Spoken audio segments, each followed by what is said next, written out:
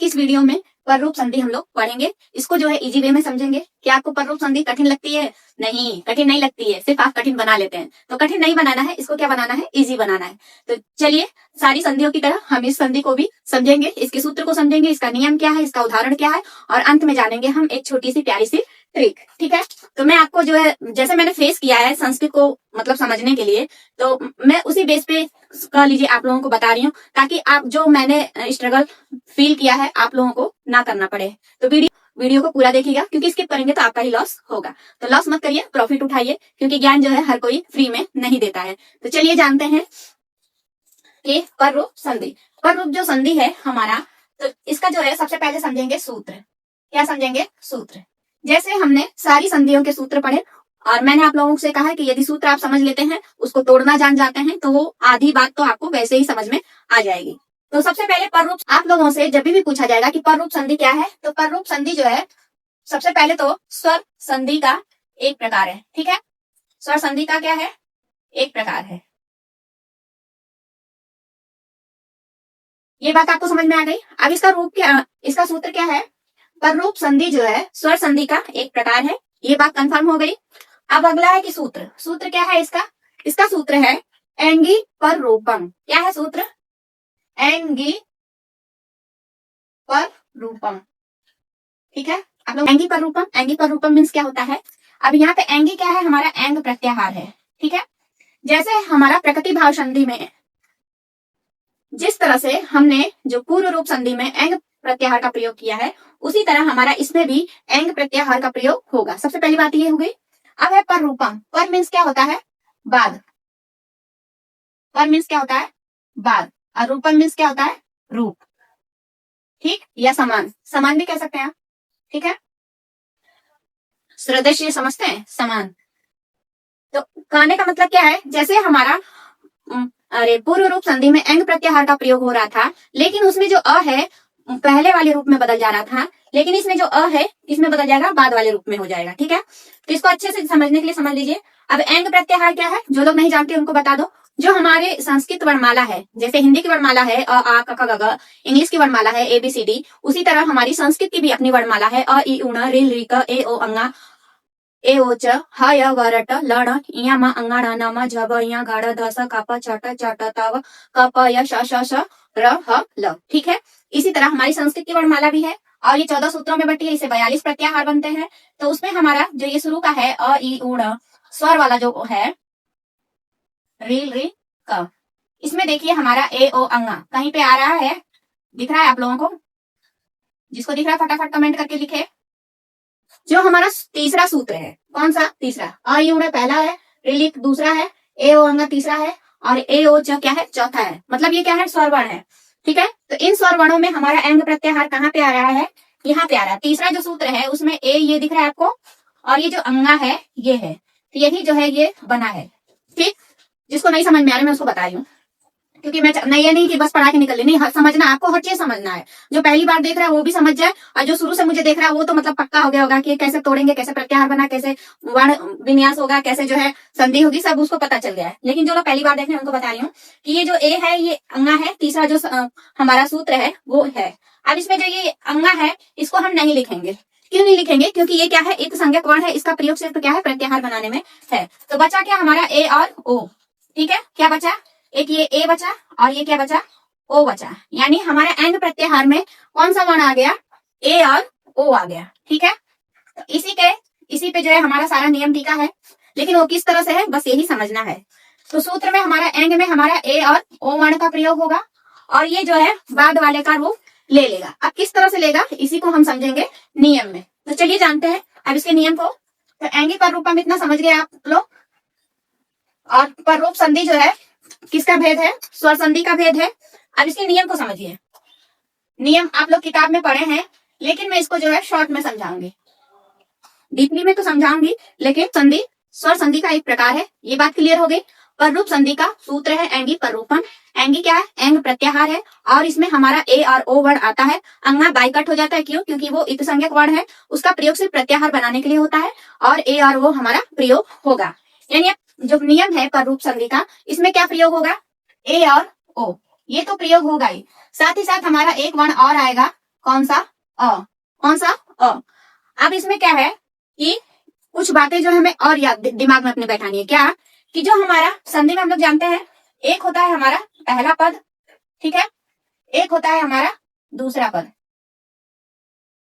या प्रथम पद, द्वितीय पद, या पूर्व पद, या उत्तर पद। ये इन तीनों में से आप कुछ भी कह सकते हैं, ठीक है। अब पहले पद में क्या है? अवर्णांत उपसर्ग होना चाहिए। क्या होना चाहिए? अवर्णांत उपसर्ग। तो इस पहला नियम क्या हो गया कि अवर्णांत उपसर्ग रहेगा। ये छोटी छोटी चीजें आपको कोई नहीं बताएगा, लेकिन मैं आपको बता रही हूं तो आप इसका जो है बेनिफिट उठाइए, ठीक है। अवर्णांत उपसर्ग रहेगा। अब अवर्णांत क्या होता है? अ मीन्स क्या होता है? ये जो हमारा अक्षर है, स्वर वर्ण है अ, उससे मतलब है। अवर्णांत मीन्स क्या हो गया? वर्ण के अंत में। क्या हो गया? वर्ण के अंत में। इन सब छोटी छोटी चीजों को हम लोग को कोई बताता नहीं है और फिर हम समझ नहीं पाते हैं। तो इन सब छोटी छोटी चीजों को जब हम जानते हुए आगे बढ़ेंगे तो हमें संस्कृत ऑलरेडी सरल लगने लगेगी। तो अ क्या है? हमारा स्वर वर्ण है। अ का मतलब यहाँ पे अ से ही है, इतना समझ लीजिए। फिर क्या? वर्णांत। वर्णांत का मतलब वर्ण के अंत में। वर्ण के अंत में अ क्या है? होना चाहिए, ठीक। ऐसा उपसर्ग जिसमें वर्ण के अंत में क्या आए? अ आए। अब समझ में आ गई बात?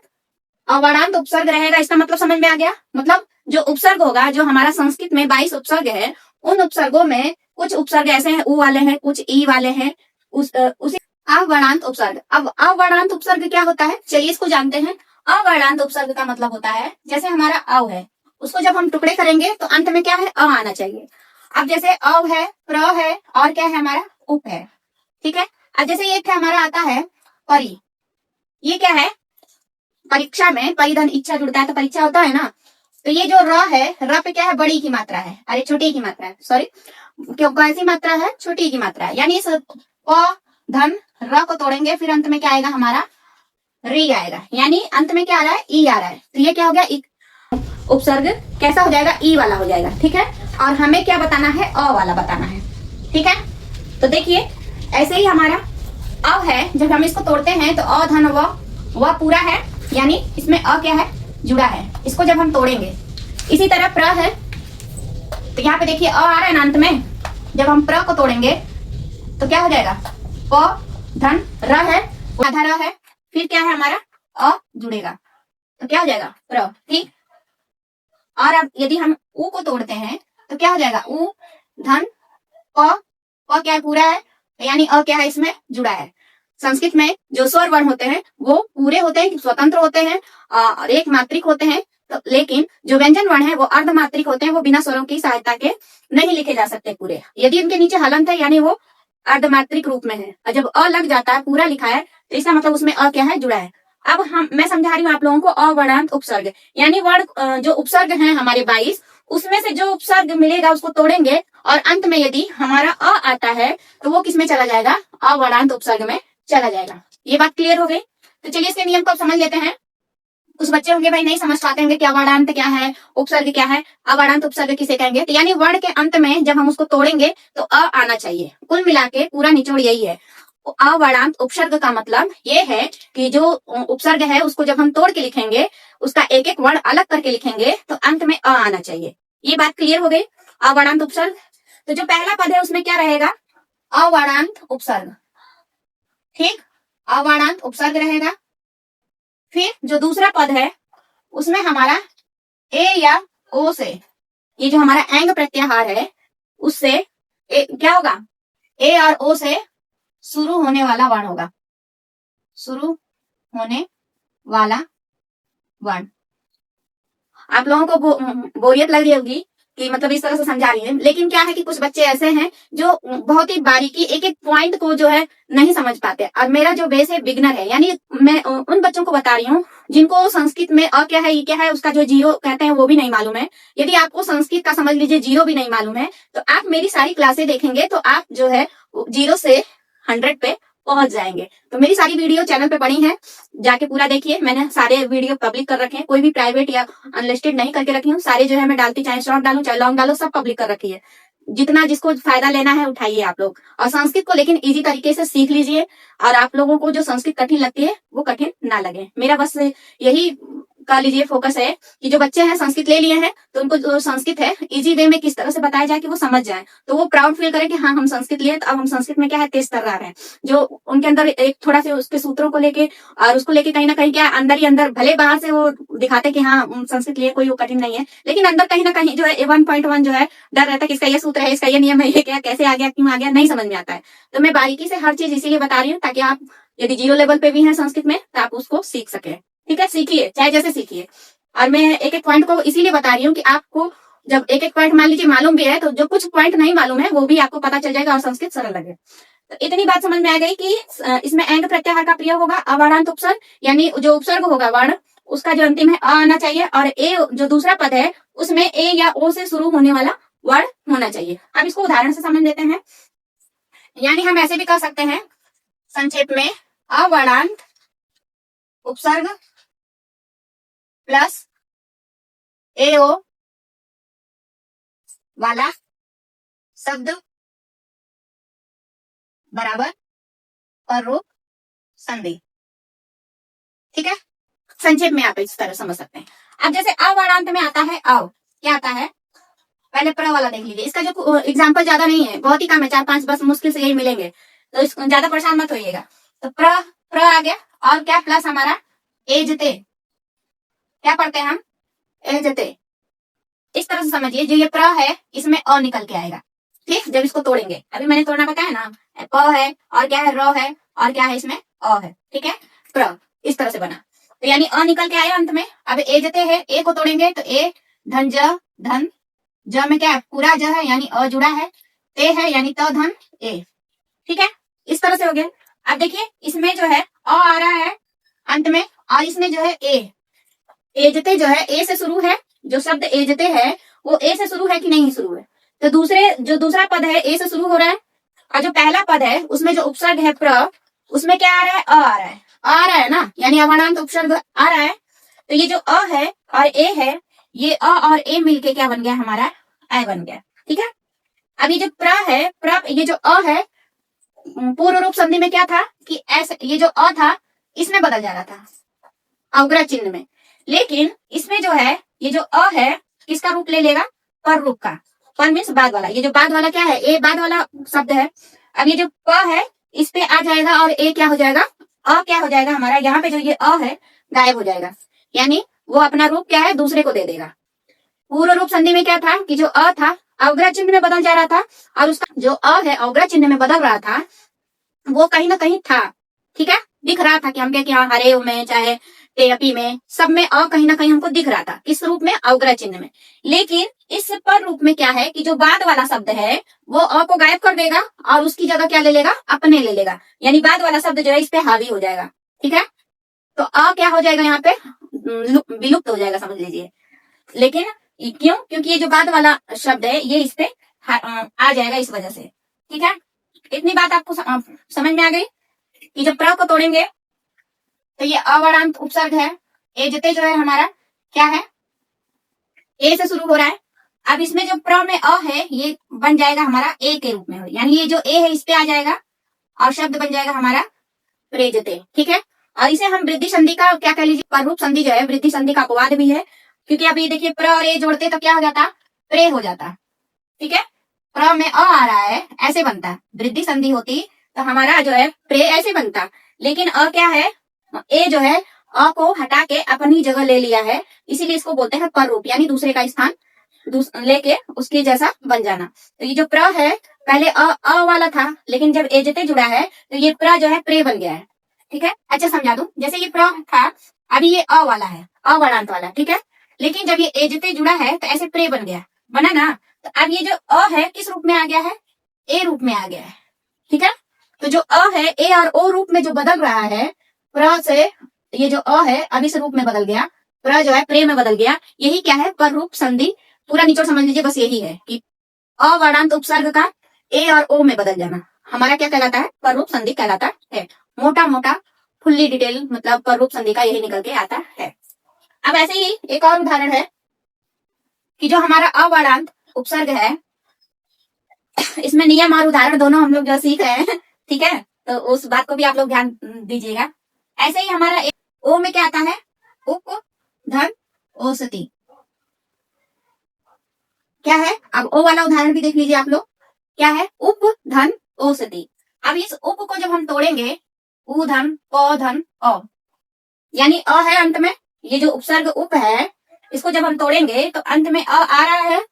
अब इस औसती को जब हम तोड़ेंगे तो ओ धन मूर्धन्य श, अब मूर्धन्य श यहाँ पूरा है, यानी अ इसमें क्या है? जुड़ा है। क्यों? क्योंकि संस्कृत में व्यंजन वर्ण क्या होते हैं? अर्धमात्रिक होते हैं। यदि अ जुड़ेगा तभी वो पूरे होंगे। तो यानी जब मूर्धन्य श को लिखेंगे तो स के बाद अ भी लिखेंगे। और यहीं पे यदि हलंत रहता, चाहे आधा रहता, तब अ नहीं लिखते। अब तब पे क्या ई की मात्रा है? कौन सी ई की मात्रा है? छोटी ई की। ये तो औसती का जो है वर्ण विन्यास हो गया, या डिटेल कह लीजिए। ये जो उपसर्ग है उप, ये जो है इसका डिटेल है। अब देखिए जो पहला पद है उसमें अवर्णांत उपसर्ग आया है कि नहीं? ये जो अ है अवर्णांत उपसर्ग हुआ उप, ठीक। अब ये जो ओ है, ओ से औसती जो है, ओ से शुरू है कि नहीं शब्द, ठीक। अब ये जो अ है, यानी समझ लीजिए जैसे उप है, अभी क्या था? अ वाला था, अवर्णांत वाला उपसर्ग था। लेकिन जब इसमें ओ जुड़ा तो ये क्या बन गया? उपो बन गया। क्या बन गया? उपोसती। यही ना बनेगा, संधि होगा तो बनेगा उपोसती। ये जो उप था अभी तक जो है अवर्णांत उपसर्ग था, ठीक। लेकिन जब ओ जुड़ गया है, अपर रूप संधि हुई है, तो ये जो उपसर्ग था उप, ये किस में बदल गया है? उपो में बदल गया है। अब ये कौन सा हो गया है? ओकारांत में हो गया ना, यानी अ का स्थान क्या है? ले लिया है, ठीक है। तो इसी को हम बोलते हैं पर रूप संधि, ठीक है। इसमें दो तीन और उदाहरण है। एक है हमारा उदाहरण, चलिए उदाहरण वाले में अच्छे से दिखा देती हूँ। तो इतना बात आपको समझ में आ गया कि पररूप संधि का नियम क्या हो जाएगा कि अवर्णांत उपसर्ग प्लस ए ओ वाला शब्द, फिर वही जो है हमारा परिवर्तित होके क्या बन जाएगा? पररूप संधि बन जाएगा, ठीक है। इतनी बात आपको समझ में आ गई। वैसे मैंने अपनी तरफ से पूरी कोशिश की है आप लोगों को समझाने के लिए कि जो हमारा जैसे पूर्ण रूप संधि में जो अ है अवग्रह चिन्ह में बदल जा रहा था, अपना जो है पहले वाला रूप ही लेके रखा हुआ था। लेकिन पर रूप संधि में क्या जो अ है वो किसका ले रहा है रूप? ए और ओ का। इसी को हम बोलते हैं पर रूप संधि, ठीक। समझने का तेरा मतलब आपको जैसे समझ में आता है आप उस तरह से समझिएगा, लेकिन मैं आप लोगों को इजी वे में समझाने के लिए बता रही हूँ कि आप लोग दिमाग में यदि बात बैठा लेंगे तो समझ में आ जाएगा कि हाँ पर रूप में यही मतलब है। नाम से तो हमें कठिन लगता ही है, लेकिन है इजी, ठीक है। अब इसका उदाहरण देख लीजिए, इसका उदाहरण ज्यादा नहीं है, ठीक है। और जो आप लोगों की जो बुक है व्याकरण विधि, ये जो आप लोगों की बुक है व्याकरण विधि, मैं इसी से पढ़ा रही हूँ, ठीक है। इसमें जो है पररूप संधि के दो ही उदाहरण दिए हैं। कौन कौन से? जो अभी मैंने एग्जाम्पल बताया है वही। एक दिया है प्रेजते, ठीक, और एक दिया है उपोसते, ठीक है। यही दो जो उदाहरण है आपकी बुक में है, लेकिन मैं दो उदाहरण आपको और बता दे रही है। एक है प्रोसती और एक है अवेही। क्या है? अवेही। अब इसको भी देखिए तोड़ेंगे, प्रेजते का हो जाएगा प्रधन एजते। चारों को समझ लीजिए कैसे, क्यों ज्यादा इसके जो है ज्यादा एग्जाम्पल नहीं है, यही 4-5 मिलेंगे आप लोगों को मुझसे से। तो प्रधन एजते जो है हमारा क्या हो जाएगा? प्रेजते हो जाएगा, ठीक। उपोसती उप धन औसती, सब में देखिए सब में आपको उपसर्ग मिलेगा, लेकिन जो अवर्णांत वाला मिलेगा। और जो दूसरा पद है वो हमारा किससे शुरू हो रहा है? ए या ओ से। अब औसती का क्या हो गया? प्रधन औसती, ठीक है, प्रोसती हो गया। अब अगला उदाहरण क्या है हमारा? अवेही। अवेही का उदाहरण क्या हो जाएगा? अव प्लस एही, बनेगा क्या हमारा? अवेही, ठीक है। बस ये पररूप संधि में ज्यादा एग्जाम्पल नहीं है, और जो भी एग्जाम्पल है गिने चुने हैं, तो ज्यादा परेशान मत होइएगा। यही चार ज्यादा पूछे जाते हैं, चाहे टेट लेवल पे हो, चाहे सीटेट लेवल पे, या फिर केवीएस या फिर टीजीटी लेवल पे, ठीक है। तो आप लोग भी जान जाइए, आप लोगों को पहले से पता रहेगा तो और अच्छी बात है, ठीक है। और वैसे भी आजकल क्या है, जमाना एडवांस है, ठीक है। जो बातें पहले बच्चे क्या 18-20 साल के बाद जानते थे, आज जो है मोबाइल के वजह से या इंटरनेट की वजह से वो बातें वो 14-15-16 साल की उम्र में ही जान जाते हैं। तो आप भी एडवांस लेवल पे चलिए, ठीक है। तो टेट सीटेट केवीएस सबको जो है पढ़ते जाइए, सबकी जानकारी लेते जाइए, ताकि आपका जो आगे का जो लेवल है वो कम स्ट्रगल वाला हो, ठीक। तो यही सारे उदाहरण जो है पररूप संधि के मिलते हैं। तो सूत्र जान गए एंगी पररूपम, नियम जान गए कि अवाडांत उपसर्ग रहेगा पहले पद में, और जो दूसरा पद है सब में देखिए उपसर्ग है, प्र उपसर्ग है, उप उपसर्ग है, प्र उपसर्ग है, अ उपसर्ग है ना। तो अवाडांत देखिए, इसको तोड़ेंगे तो भी आ आएगा, उप को तोड़ेंगे तो भी आ आएगा, अ को तोड़ेंगे तो भी हमारा लास्ट में अ आएगा। तो अवाडांत उपसर्ग हो गया। और जो दूसरा पद है ए और ओ से शुरू होगा। अब ए जते ए से शुरू है, ओसती ओ से शुरू है, ये भी ओसती ओ से शुरू है, ए ही ये भी क्या है, ए से शुरू है, यानी दूसरा पद क्या है, ए से शुरू है और ओ से शुरू होगा। तो समझ में आ गई बात, बनेगा क्या, यही जो रूप बना है यही हो जाएगा हमारा पररूप संधि के अंतर्गत। अब लास्ट में इसका ज्यादा उदाहरण नहीं है, प्रेजते है, उपोषती है, पोषती और अवेही, यही 4-5 उदाहरण है मुश्किल से। ठीक, अब जानते हैं अंत में एक छोटी सी प्यारी सी ट्रिक, किसके लिए, परीक्षा के लिए या हमेशा के लिए। चलिए हमेशा के लिए ही ले लीजिए। ट्रिक, ट्रिक के नाम पे मतलब इतने बच्चे खुश हो जाते हैं कि ट्रिक मिल रही है, जैसे लगता है कि बोनस पॉइंट मिल रहा है। जैसे हमारा जो है पेमेंट के साथ बोनस मिलता है तो हम खुश होते हैं कि बोनस मिला है, उसी तरह जो पढ़ने वाले बच्चे हैं यदि उनको बोल दिया जाए कि ट्रिक से समझिए, ट्रिक से जानिए, तो उस चीज को वो ज्यादा क्लिक बेट करेंगे। आदमी मतलब और कुछ अभी लिख देगा तो उतना क्लिक बेट नहीं होगा, लेकिन बस ट्रिक ना देख लेंगे कि हाँ ट्रिक लिखा हुआ है तो हाँ देखेंगे, भले उसमें ट्रिक ना बताई गई हो। ठीक है, तो मैं आप लोगों को ट्रिक भी बता रही हूँ। मेरा काम वो नहीं है धोखा देने वाला, जो मैं कहती हूँ वो उतना मैं करती हूँ। ठीक है, तो चलिए ट्रिक, ट्रिक अब इसको समझते हैं कि ट्रिक क्या है। तो पररूप संधि की ट्रिक सबसे पहले है कि जो पहला पद है, पहला पद क्या होगा, अवर्णांत उपसर्ग होगा, अवर्णांत उपसर्ग होगा। इसकी भी 2 ट्रिक है, जैसे मैंने पूर्व रूप संधि की 2 ट्रिक बताई थी, इसकी भी शब्द को देख के, कोई भी शब्द है उसको देख के हम कैसे जान जाएंगे कि हाँ इस शब्द में हमारा क्या है, पररूप संधि है। तो पहली ट्रिक क्या है कि जो पहला पद है वो क्या होगा, उपसर्ग होगा। कैसा उपसर्ग होगा, अवर्णांत होगा। अवर्णांत का मतलब क्या हो गया कि जब शब्द को तोड़ेंगे तो हमारा क्या आना चाहिए, अ आना चाहिए। ठीक है, तो अवर्णांत उपसर्ग में कौन कौन से है ये भी देख लीजिए, अ है, उप है और कौन है, प्र है। ठीक है, पहला पद अवर्णांत उपसर्ग हो, यानी अ उप और प्र, इससे जो है उसमें जो शब्द है उसमें अ उप और प्र उपसर्ग लगा होगा, ये भी आप कह सकते हैं। तो इसको भी बना लीजिए, अ उप और प्र उपसर्ग रहेगा।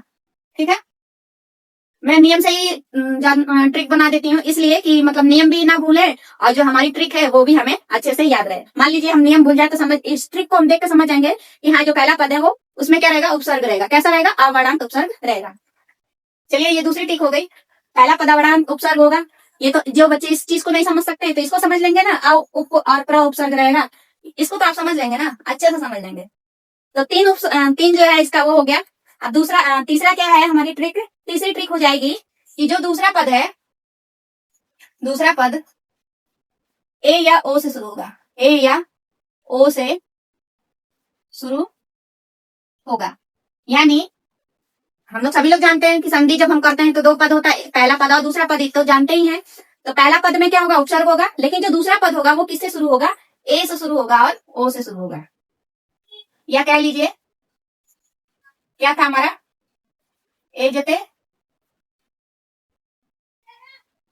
ओसती। ठीक है, ए जते और क्या था, उपोसती में जैसे था उपधन ओसती, ए जते अवेही, ए ही हो गया। या हम ये भी कह सकते हैं कि जो दूसरा पद है उसमें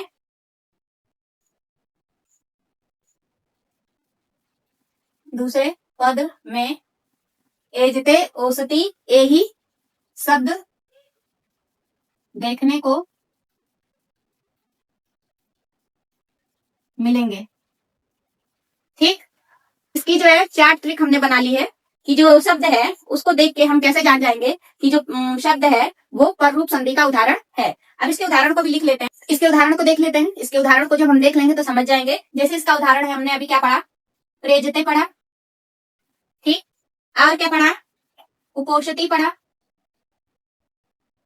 और क्या पढ़े, अवेही पढ़े, ठीक, और क्या था, प्रोसती। अब इन सबको देखिए अप्लाई करिए।